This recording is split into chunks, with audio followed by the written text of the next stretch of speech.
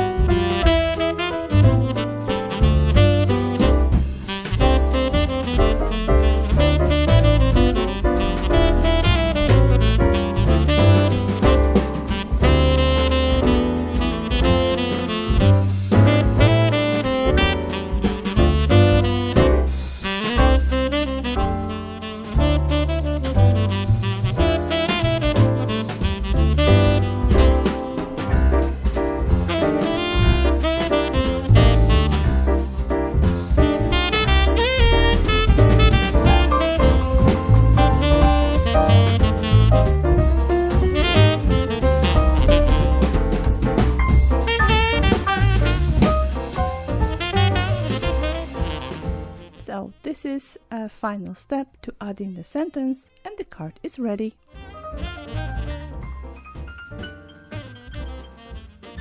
The card is pretty easy to make, clean and simple, not many details, so it's perfect for the last minute card or for the beginners. If you liked my tutorial, please give a thumbs up, leave the comment and subscribe if you're still not a subscriber of our channel. That's all for now. Thank you for watching and see you next time. Bye bye!